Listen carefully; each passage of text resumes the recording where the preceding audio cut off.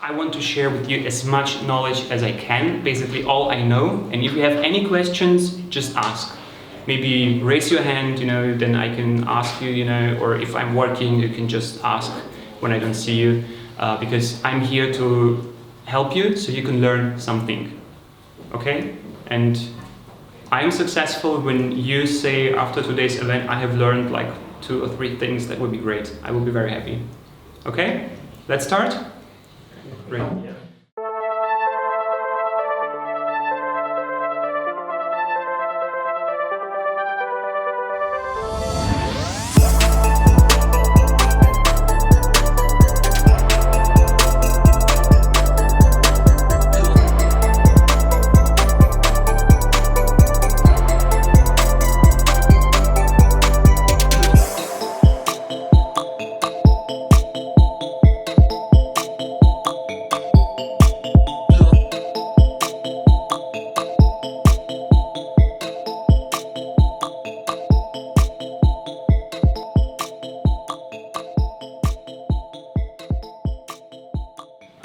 We're having here low iron opti-white glass aquarium. I don't have to say much about it, it's just very pristine quality. It just looks beautiful, much nicer than black silicone.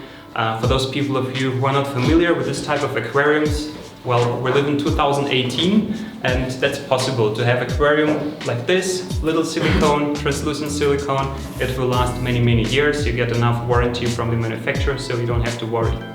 We have an RGB light from Twinstar over here. Twinstar light is RGB, it is not making only your plants look beautiful. If you look in the aquariums over there, the fish, they're so red. It is also because of the light.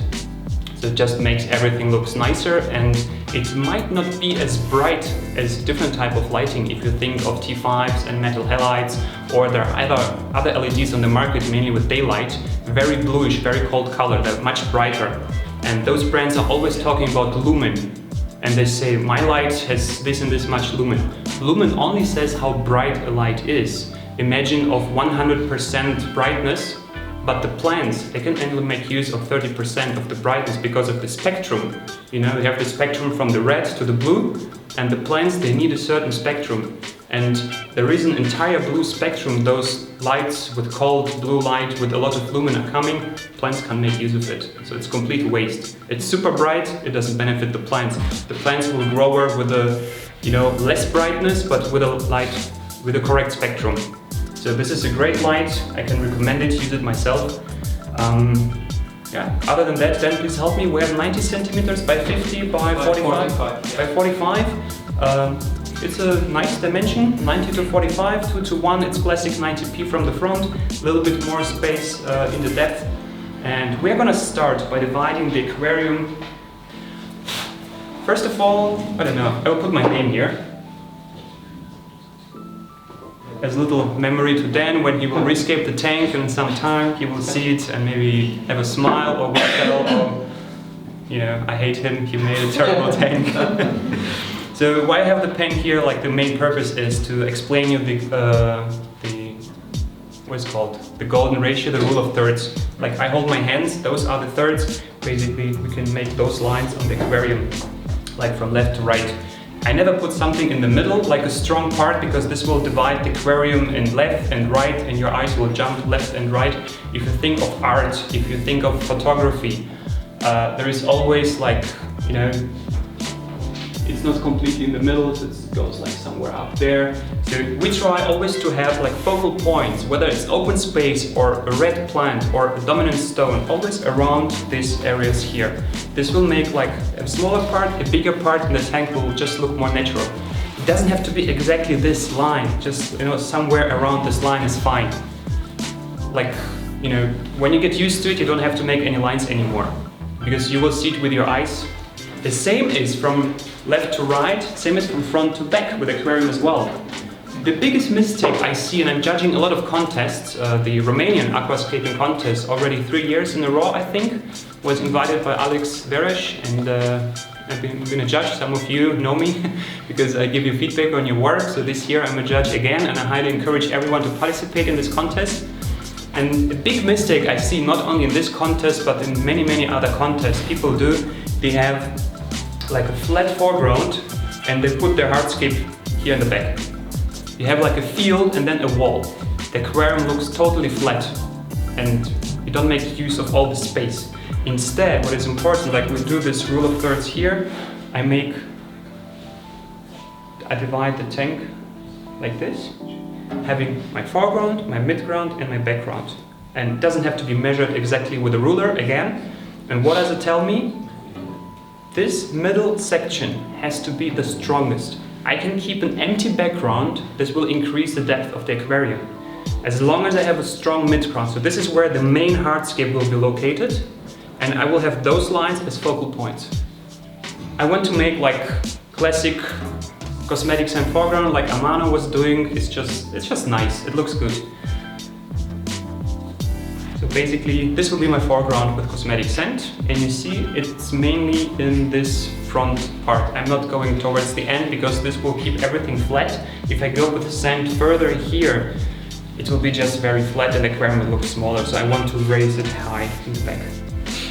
And to divide the cosmetic then from the soil, we're going to use a little piece of cardboard, and very professional, this is packaging from Tropica aquarium plants.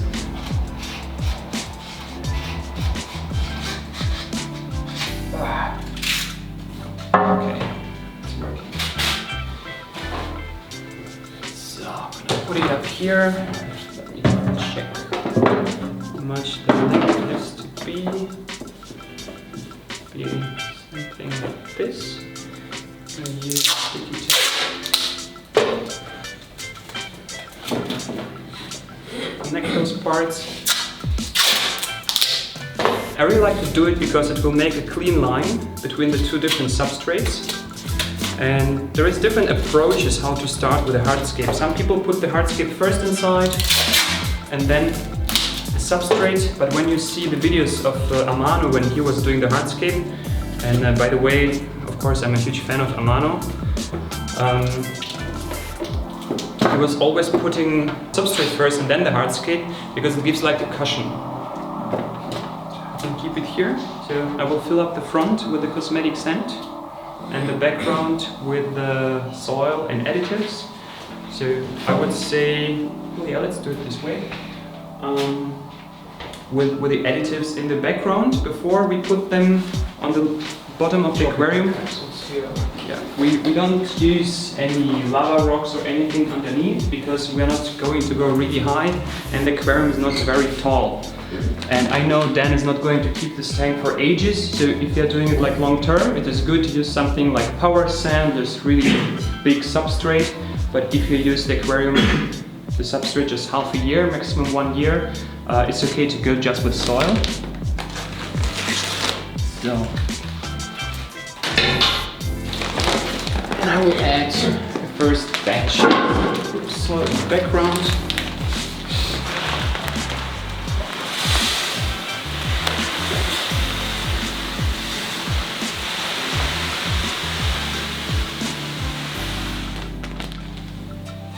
You can use a piece of cardboard or a bigger ruler.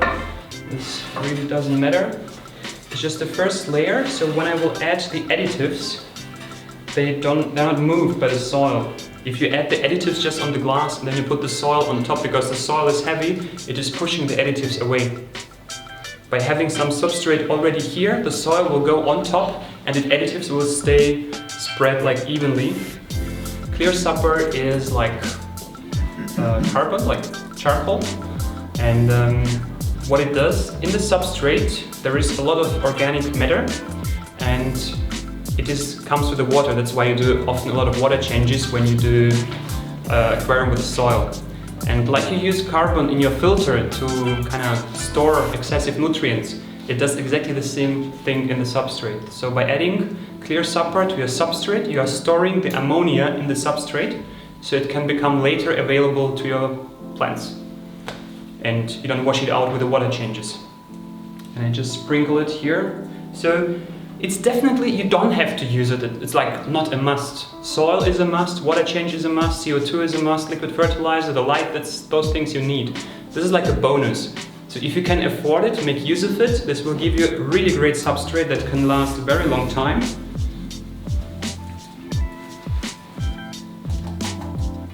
Okay, let's continue first with tourmaline BC. Tourmaline BC is coming from tourmaline stone. This is basically a source of iron. So you know, you have maybe those clay balls you can add to the substrate, some other nutrient balls. Tourmaline BC is a source of iron, and the really good thing about it is it doesn't dissolve in water. You need bacteria to decompose this iron and make it available to the plant roots. So if you expose tourmaline BC to the water column, you have no algae problems. Okay, so and this product you cannot overdose. And for this reason, for red plants, for heavy root feeding plants like crypts, like Echinodorus, like Aponogeton, like all those plants with heavy roots, they need a lot of iron in the substrate, especially the red plants. They will get beautiful red leaves. So we give them a lot of tourmaline in the substrate, really a lot, because you cannot overdose this product.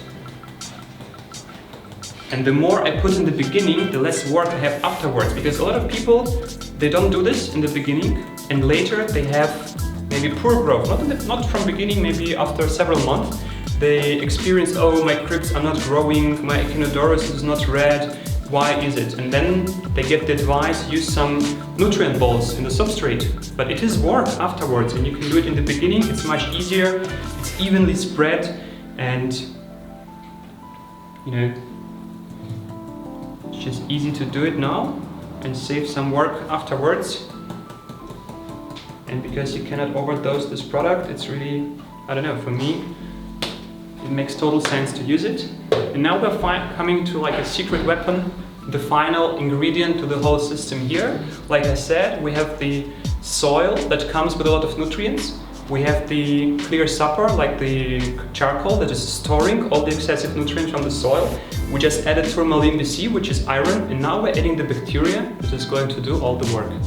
So this bacteria is making a symbiotic relationship with the plant roots. You know, the plant roots, they're like thick and they have small hairs at the end, at the tips of the roots. This is where the nutrient exchange is happening, and this is where bacteria lives. And this bacteria receives oxygen from the plant, and in exchange the bacteria gives nutrients to the roots of the plant.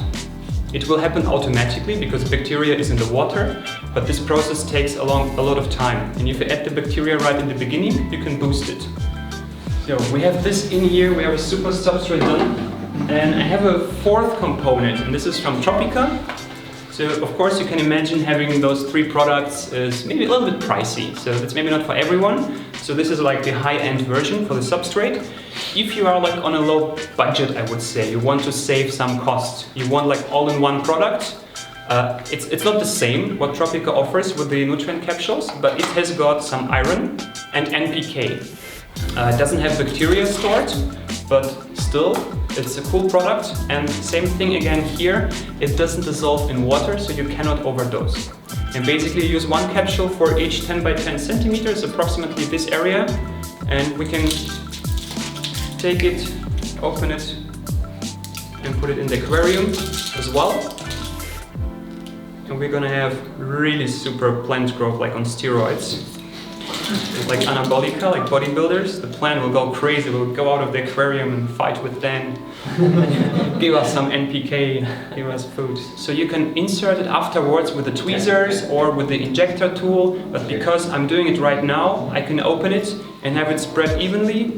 This is like gelatin, this will dissolve in water, will be decomposed by bacteria, but because I have the opportunity now, yeah, and also it looks cool on camera, you know, very professional, opening those capsules, yeah, for the close-up. Yeah, we can open up here and film how it drops to the bottom.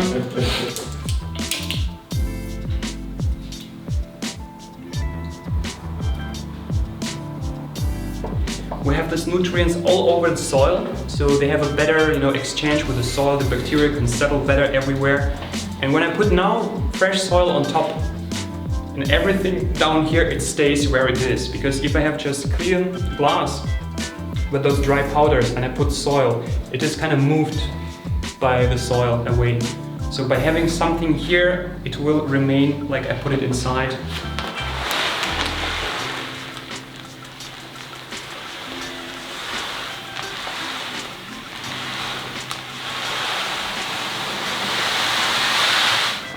This is the best part, when you pull the soil out. And Brush. no, I will put on my magic gloves from Mosscotton. By the way, Escape Hard. It's my own brand. So the reason I'm using those gloves, first of all, I very often, I operate the camera and I escape, especially later when I'm dealing with plants. I need very quickly to handle the camera and I have wet hands, dirty hands, and maybe I use glue and I don't want my fingers to stick together, so it's just better to use those gloves. And look how professional I look. So now I can move the soil, don't have to be a weight of, dirty hands.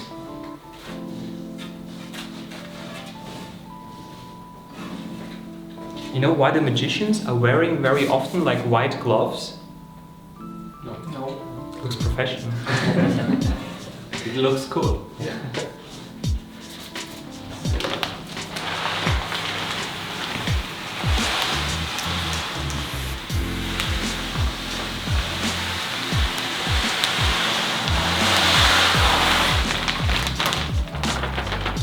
You have to understand, the plants need at least 3 to 4 centimeters so you can plant it, so they hold there. If we have less, it's very difficult to have them rooted in the substrate. So, it's a little bit high here close to this border. I can see it from the back, it's almost this height, so I will move it a little bit to the side. Do you ever use like a filler material for the back if you want to go higher? Use what? Some kind of filler to not use that much soil. Oh yeah. So I use sometimes volcanic rock or other material when I'm using really big and heavy rocks to make them stand stable. But basically, if you don't want to go this high with soil, if you only go, let's say, 50% of tank height, I would always use just soil, because it's so much better for the plants, the roots, they can get all the way down. If you're using just normal volcanic rock, the plant tries to go as deep as possible with their roots, and down there it's just disappointing for the plant, there is nothing, and it tries in searching, but there is nothing down there. And so next we have the cosmetic sand in the foreground, and this is the La Plata sand. So when it's dry, it's much easier to level out with a brush. When it's wet, it is more difficult. So I don't wash it. You see, it's a little bit dusty, but it's not a big problem. If you have the time, you can wash it and dry it. I don't want to do it. It just takes too much time.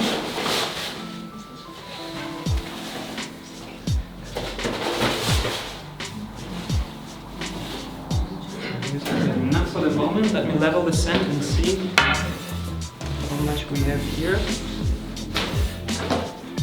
So I really like using the La Plata sand. It has got a very natural color, mixed grain size, because a lot of cosmetic sand, they have a very similar grain size, like all the same. And this one is mixed, so it looks very natural. If I have leveled here behind and here in the front correctly, what do you think? Will the sand fall back or the soil fall over to the front? Neither. The soil. Neither fall over. Huh? Okay, we'll find out. Okay, 3, 2, 1. Oh. Professional. The glove. So this is about 1-2 centimeters. Never use more sand in the bag because sand is very dense. The less sand you have, the better it is. I would say right now we even have too much sand, but later on, when the aquarium is filled, you can do like siphon out a little bit in the front or push it more towards the back, because the less sand you have in the foreground, the better is the water exchange underneath the sand, and the less problems you will have, like with anaerobic areas in the sand. Okay, now comes the fun part. We have over here some red more wood. Idea was to have a classic island layout, like island like this, but we will do something different today. So we're gonna start by adding this here. And again, you remember this middle section that I made here, and this is where I'm going to position the driftwood. Let me see the way I'm going to place it. Keep it here. And this is like first rough placement. We're going to change it afterwards. I'm going to explain you why.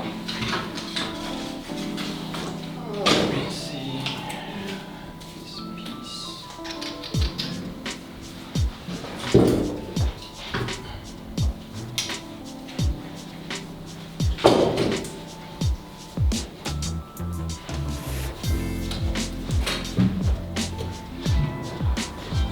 by combining several pieces, you can make the appearance of one bigger piece of driftwood.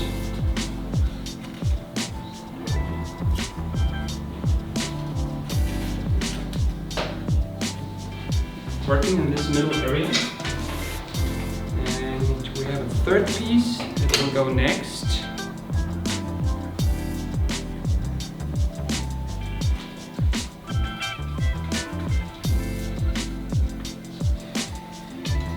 A little bit like this, and we have to check from the front and erase it with some stones. Can you help me give me some of those rocks, please? And the small one as well. No, not the big one, it's the small one. So now we have to kind of, let's say, balance it out from the front so it's looking good. So I think those two pieces, they work quite well together. And this one I want to be like a third piece. And I want it to stand somehow like this. To follow like in one direction. And for this reason I need a piece of rock in the background. I want to raise this piece of wood in a nice way.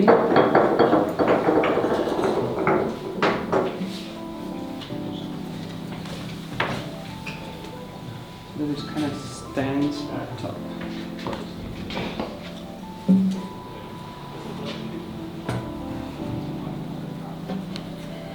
I think this could work. So we have lines. Let me go to the back, show it to you. Like from the bottom right corner, we have those lines of roots racing all the way up to here. So this takes the eye of the viewer and is transporting to this section. So I think it can work like this. It looks kind of natural, but there are some things to the wood that are not perfect, and we can make them look, I wouldn't say perfect, but natural and just nicer. And this one, well, my initial idea was to make the island and stuff, but like I said, we played around yesterday a little bit, and I came up with the idea. So the island would go, you know, let's say something like this, you know, just to finish up. So we have the island and it goes to the sides. This is a classic island shape. And I always try to make something new and interesting. So I said, well, let's break up and turn things around. And place it maybe somehow like this. Maybe have one more rock to lift it up in the back.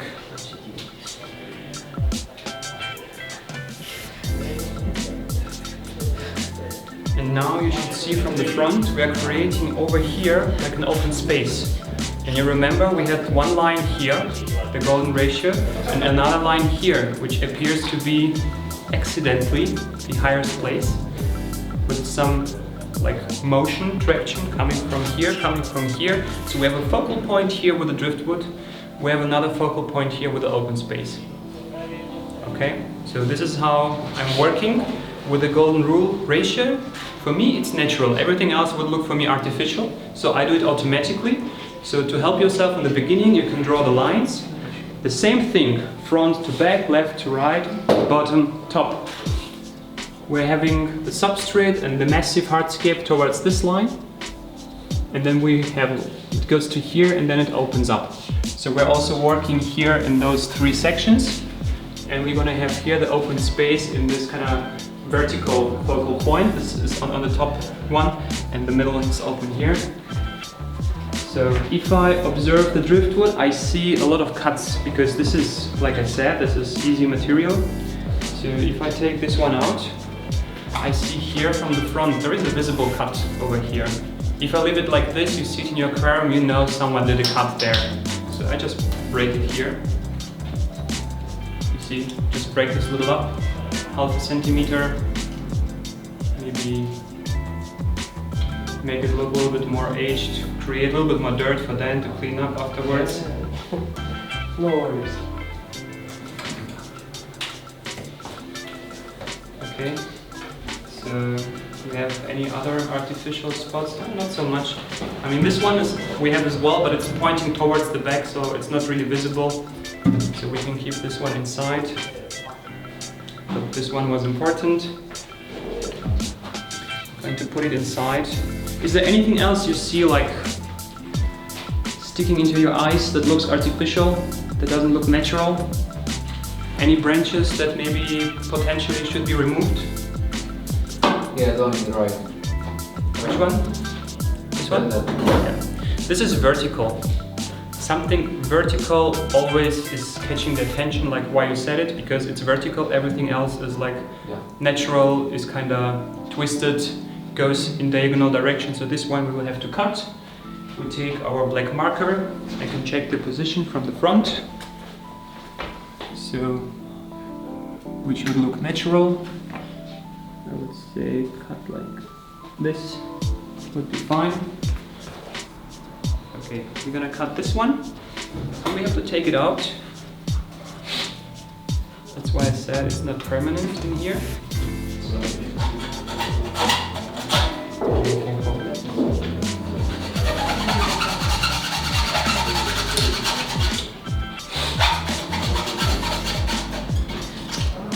And I don't want to cut all the way through because I want to break it in the end.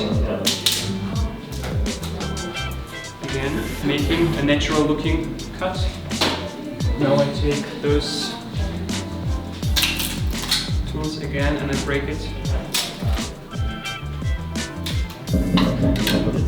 And see if we like it more this way.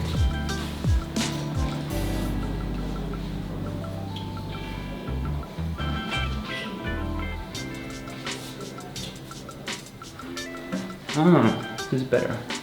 We have a more dramatic turn. It comes to the front, creating here like some depth where it goes to the front. Also try to stay away from the front glass. The front glass is the area you clean most often. If you have sharp branches close here, you have to go with your hand. You're gonna move the hardscape, you're gonna scratch your hand, or you will stop cleaning the glass because you're lazy. Now the next task is to fix the hardscape, kind of interconnect with zip ties and fix it with the rocks. I think down here we have some zip ties. So this is my favorite tool. So we have to fix those two with each other.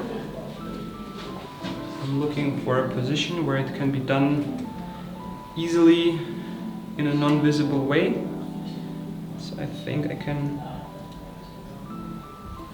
connect this branch to this branch over here.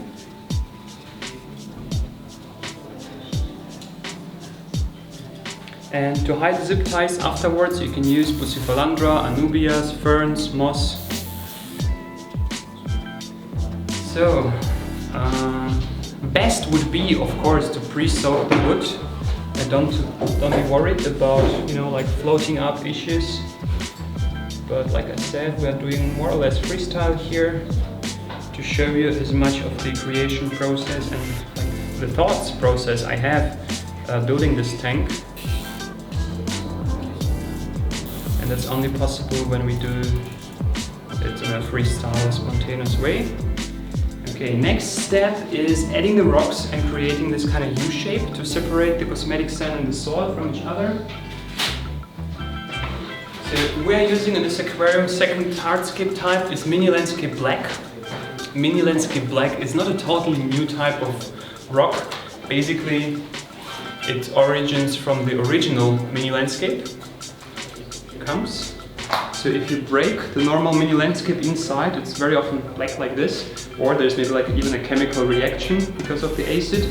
However, I have those rocks using for half a year now with CO2. They're still black, so no worries.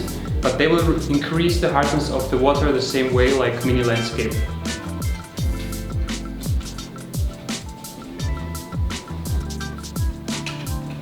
I have to secure the driftwood so it stays down, so it doesn't float up. The second thing is I wanted to mix with the driftwood to look like if the driftwood has been growing in between the rocks. So sometimes they are in front, sometimes they are behind. You know, for example, this side has a very rough structure with a big cracks, and this one is more delicate and is matching the other rocks better. So having this one would cause, like, I don't know, disbalance maybe.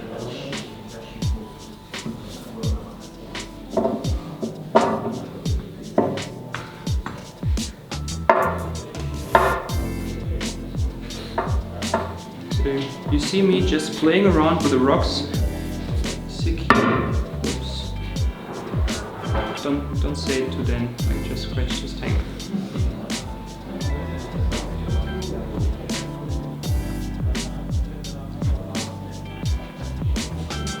Sometimes we can take a rock like this that looks kind of nice and bend the driftwood around it to make it work in a certain position.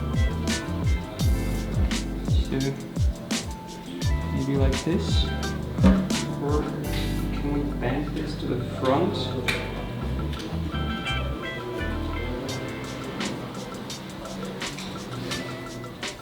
So now it's like this rock secured between the three branches automatically, and it holds the weight down of the entire structure, and it looks kind of natural. It looks like it's been growing here, and it's like totally secured. And from here I'm just looking for another pieces of a puzzle. You know, like when you're puzzling, you're starting somewhere and you're looking for similar pieces. So this one can lay perfectly on top of a rock, not a rock, of a branch. So let's take this one here.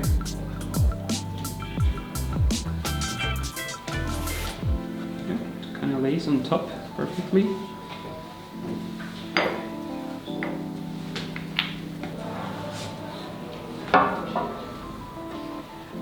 We're not just following this line, but we're also breaking it a little bit to make it look more natural. Otherwise it looks like all the stones are sitting on a string. So I'm trying to go to the back and forth. Maybe take the rocks out. For me it has to be quick right now, so that's probably not perfect.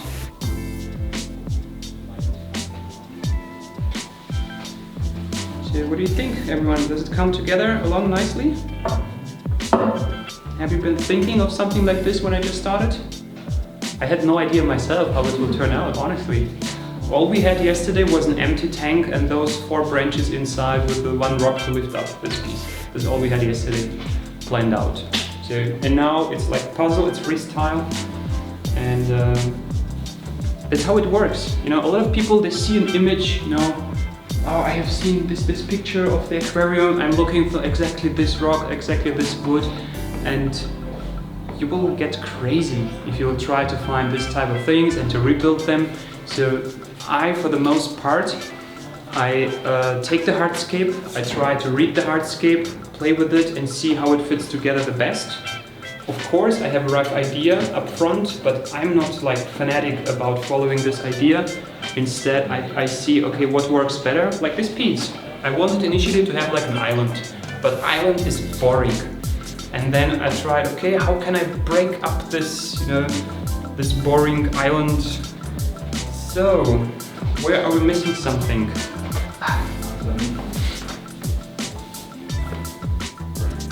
I like the left side, the right side coming together nice. So there's a little gap over there, then we need definitely something go inside there. And also this one's not tilted. What do you say then? Yeah, love it. Yeah? I mean, you have to pay me afterwards. So the rocks, they not only look nice, they have to provide visual stability.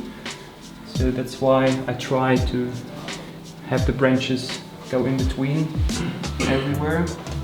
I wish to have some branches over here, so maybe we can take a little one and attach it to this one that covers up a little bit here the rocks, because this is too massive. We have small branches here covering, so this one needs some addition to it. I really like this rock, how it was standing before.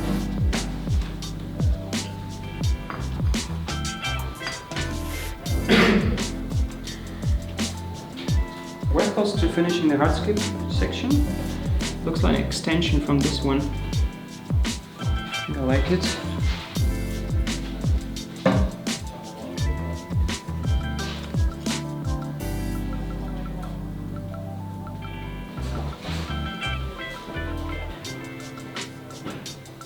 I think they work well.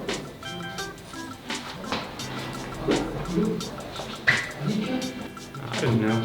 I even don't want to build up height over here because I want to have a plant moss here. But, maybe it's just not needed. And now I will cut the zip ties. Or maybe before we can add some small grabbers. So this is something you can find on the bottom of the hardscape buckets. If you're lucky enough to visit the hardscape wholesaler, they have huge big packs. You can find them at the bottom as well. If you don't have, you just use a hammer. You take like a flat rock like this, you go outside, stay away from expensive cars because things gonna fly everywhere, and you just smash it. You know, maybe think of somebody you don't like. Your ex-boyfriend, ex-girlfriend, whatever. Maybe school teachers, I don't know.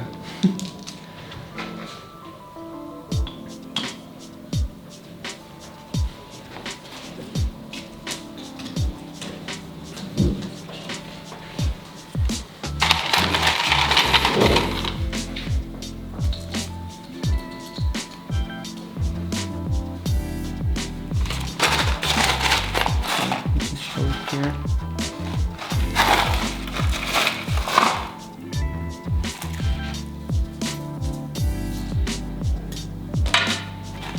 Just don't make like a line everywhere, then it will again look a little bit artificial.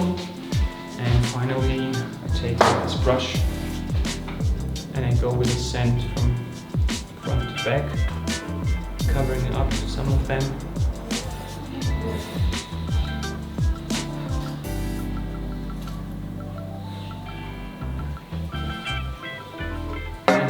Say, basically, the hardscape is done.